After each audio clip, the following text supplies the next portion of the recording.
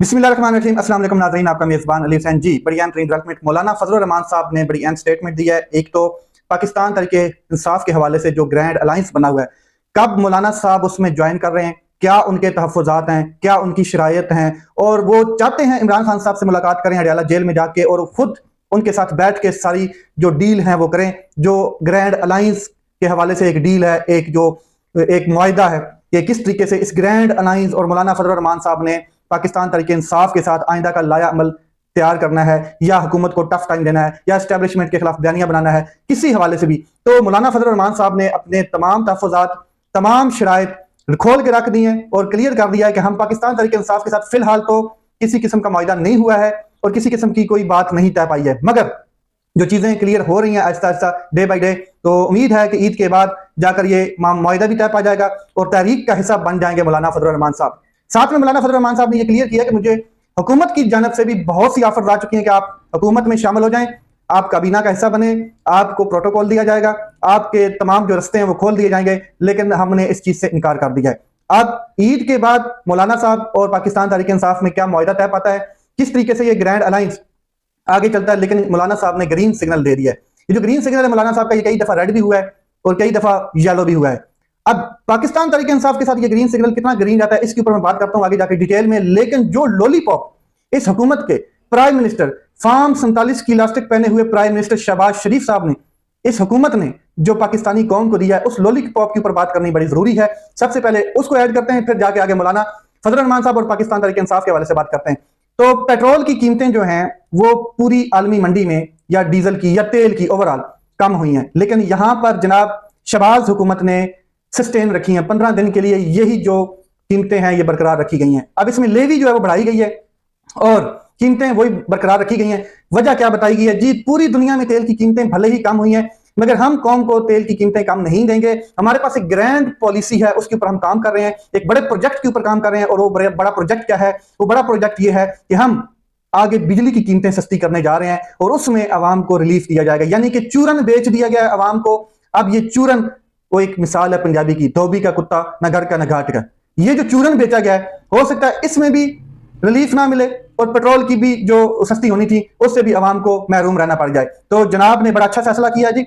आगे आपको यूनिट जो है वो बड़े सस्ते मिलेंगे बिजली के, और आपको बिजली हो सकता है कि 15 रुपए यूनिट मिले, जब इमरान खान साहब के दौर में मिलती थी। ये मौसूफ शहबाज शरीफ साहब, इनकी एक स्टेटमेंट मुझे याद आ रही है, बड़ी पुरानी स्टेटमेंट नहीं है ज्यादा। ये जब इमरान खान साहब का दौर था तो आलमी मंडी में जब कीमतें सस्ती हुई थी पेट्रोल की, डीजल की और खाम तेल की, तो भाई साहब ने कहा था कि फिल 70 रुपए जो कीमतें हैं वो कम होनी चाहिए, पेट्रोल की भी और डीजल की भी, और इससे कौम को और हुकूमत को कोई नुकसान नहीं होगा, ये हुकूमत को फायदा ही होगा क्योंकि आलमी मंडी में कम हुई है। अब जनाब ने तो ऐसा कुछ नहीं किया है। जनाब तो मजीद 70 रुपए लेवी बढ़ा दी गई है और 70 रुपए लीटर वाला काम जो है वो अब नहीं किया कि कम की गई है। तो ये जनाब जो है, एक तो इन्ना लिल्लाह व इन्ना इलैहि राजिऊन है, क्योंकि इनकी जो ये आखिरी हुकूमत है चल रही है और ये फार्म 47 पे बनी हुई हुकूमत है और कौम सारी जानती है ये किस तरीके से हमारे ऊपर मसलत किए गए हैं। अब मैं नहीं ये कह रही मिफ्ता इस्माइल साहब, जो इनके वजीर खजाना भी रहे हैं, जो इन्हीं के हुकूमत का हिस्सा भी रहे हैं और जो इन्हीं की पार्टी को छोड़ कर गए हैं, ये क्या कहते हैं कि नून लीग अब पंजाब में खत्म शुद्ध हो चुकी है। इन्होंने गरीदा फरूकी वाला डायलॉग बोला है, खत्म शुद्ध। नून लीग पंजाब में मुकम्मल तौर पर खत्म हो चुकी है। पाकिस्तान में आप पैसे के जोर पर इलेक्शन नहीं जीत सकते, क्योंकि इमरान खान ने पाकिस्तान में ये चीज ही खत्म कर दी है। इतना शऊर दे दिया इमरान खान ने कि अब आपको डिलीवर करना पड़ेगा कौम के सामने, अवाम के सामने, यंग यूथ के सामने। आपको अपनी कारकर्दगी दिखानी पड़ेगी, आपको डिलीवर करना पड़ेगा, आपको नजरिया पेश करना पड़ेगा, उस नजरिए के ऊपर सस्टेन होना पड़ेगा, आपको कायम रहना पड़ेगा, तब जाके आप जो है वो आगे हुकूमत कैसा बन सकते हैं या आप इलेक्शन जीत सकते हैं। इससे पहले होता यह था कि मंडी लगाई जाती थी, और मंडियां जब लगती हैं सिंध हाउस में और जरदारी 10% और बाकी, तो ये मंडियां लगती थी MNA MPAs। अब वो सीन नहीं होगा क्योंकि अब ट्रेंड चेंज हो चुका है। इमरान खान ने ट्रेंड चेंज कर दिया है। इमरान खान ने जिस तरीके से ट्विटर और व्हाट्सएप पर इलेक्शन लड़कर जीता है वो नाकाबिल यकीन है। इमरान खान साहब ने कोई कंपेन नहीं की थी, इसमें कोई शक नहीं है। इमरान खान ने ट्विटर और सोशल मीडिया, व्हाट्सएप वगैरह पे इलेक्शन जीता है, और ये वो सोशल मीडिया पावर है जिसको ताकतवर कहता है कि जी दहशतगर्द, डिजिटल दहशतगर्द का नाम दिया जाता है। ये जनाब ताकतवर जो है ये आजकल यंग यूथ को डिजिटल दहशतगर्द का नाम देते हैं। तो डिजिटल दहशतगर्द जो है, इन्होंने 8 फरवरी को धुआं निकाल के रख दिया जनाब ताकतवर का भी और उन सब बयानियों का जो ये बनाए फिरते थे ऑपोजिशन वाले या हुकूमती जो अब बैठे हैं। आगे चलते हैं, आप मौलाना फजल रहमान साहब की डिटेल में बात करते हैं और फिर मैं आपको एंड पे बताऊंगा तारिक जमील साहब ने इमरान खान साहब के हवाले से कितनी अहम स्टेटमेंट दी है एक ब्रॉडकास्ट में। जी, मौलाना फजल रहमान साहब कहते हैं कि पाकिस्तान तहरीक इंसाफ की जो असल क़यादत है, जो रियल फेस है, जो इमरान खान साहब है, वो तो कैद है, और जो बाहर जो बैठी है क़यादत, ये यकसुई नहीं रखती है, यानी कि कोलैबोरेशन इनमें नहीं है, यूनिटी नहीं है, इत्तेहाद नहीं है। अब जो मुलाकात में हमारी आपस में तलखियां हो रही थी वो कम हो गई हैं। अब जितनी मुलाकातें हुई हैं मौलाना फजल रहमान साहब की और पाकिस्तान तहरीक इंसाफ की, पाकिस्तान तहरीक इंसाफ के साथ मुमकिन इत्तेहाद में दरार नहीं पड़ेगी। मौलाना साहब कह रहे हैं मेरे खिलाफ अगर कोई बयान देता है तो पाकिस्तान तहरीक इंसाफ को नोटिस लेना चाहिए। ये चीज भी बड़ी अहम थी। बीच में कई दफा कुछ पाकिस्तान तहरीक इंसाफ के जो रहनुमा है वो स्टेटमेंट दे देते थे और फिर ये भी डैमेज पड़ जाता था, डेंट पड़ता था ये जो एक इत्तेहाद बनने जा रहा है। तो इसमें अली अमीन गंडापुर साहब के भी काफी स्टेटमेंट्स हैं, शेर अफजल मरवत साहब भी कई दफा आगे स्टेप चढ़ा जाते थे। अब शेख वकास अकरम और उनके बड़ों से मेरा तल्लुक है। इस पार्लियामेंट में शेख वकास अकरम से मुलाकात नहीं हुई। जब से शेख वकास अकरम की सूरत तब्दील हुई है, इसकी गुफ्तगू में भी तब्दीली आई है और हुकूमत मुखालिफ तहरीक में पाकिस्तान तहरीक इंसाफ से इत्तेहाद पर पॉलिसी साज इजलास में फैसला होगा। एक पॉलिसी साज इजलास होगा, उसमें फैसला होगा। हुकूमत में शमूलियत के लिए हुकूमती हुक्मरान जो है इन्होंने हमारी मिन्नतें तरले घसीटियां मारी हैं, मगर हमने इनकार किया है।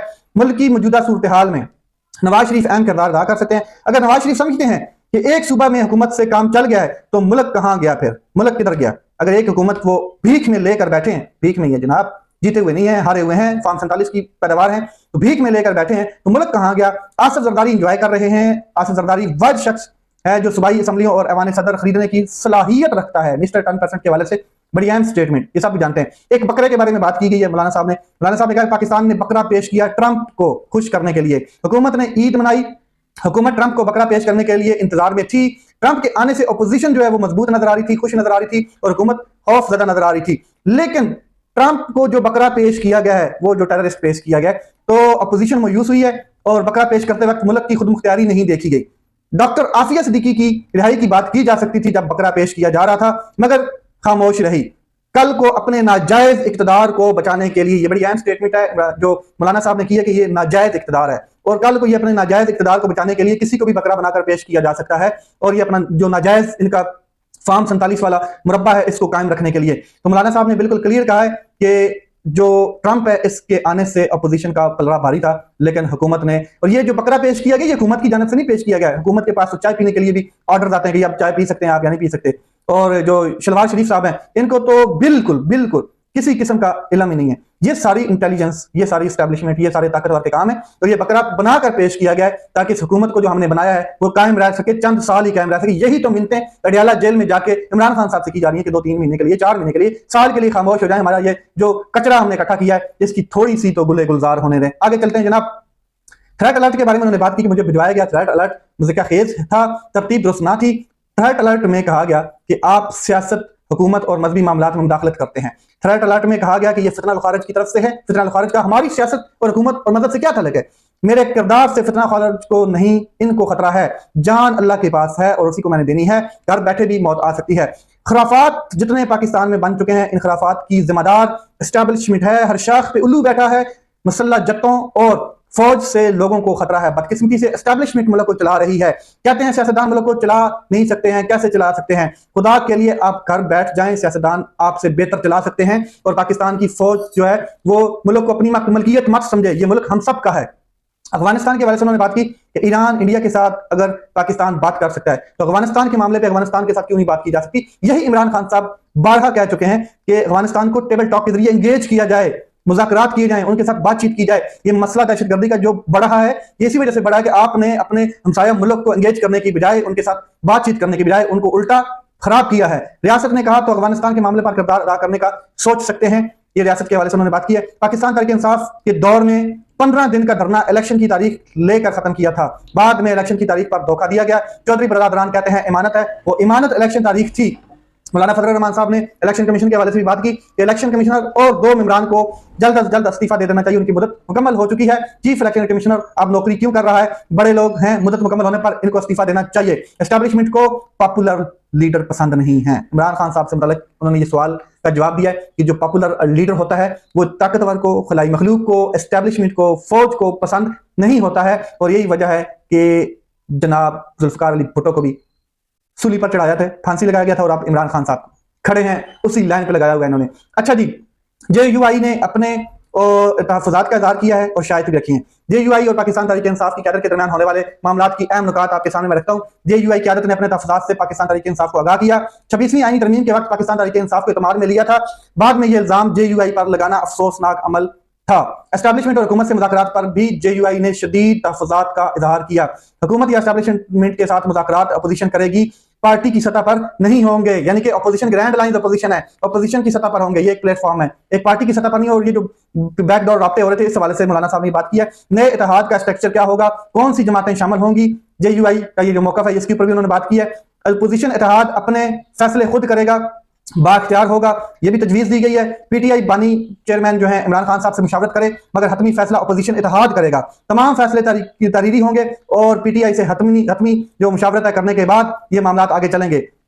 मौलाना फजलुर रहमान साहब ने ग्रीन सिग्नल दिया और उन्होंने कहा है कि आप इमरान खान साहब से जाके बात करें कि हमारे जो तहफ़्फ़ुज़ात हैं और जो हमारी शराइत हैं, जो हमारी तजावीज़ हैं, इनको उनके सामने रखें। लेकिन इमरान खान साहब और एक पार्टी की सतह पर ये मामलात नहीं होंगे, बल्कि ये ग्रैंड अलायंस अपोजिशन ये फैसले करेगी और ये अपोजिशन के सतह पर फैसले होंगे। देखते हैं ये मामलात किस तरफ जाते हैं। ईद के बाद तहरीक का आगाज है और ये ग्रैंड अलायंस जो है ये गर्मा गर्म है और मामलात अब सुलझे जा रहे हैं। अपना ख्याल रखें, अपने भाई के इस चैनल का ख्याल रखें। पाकिस्तान जिंदाबाद।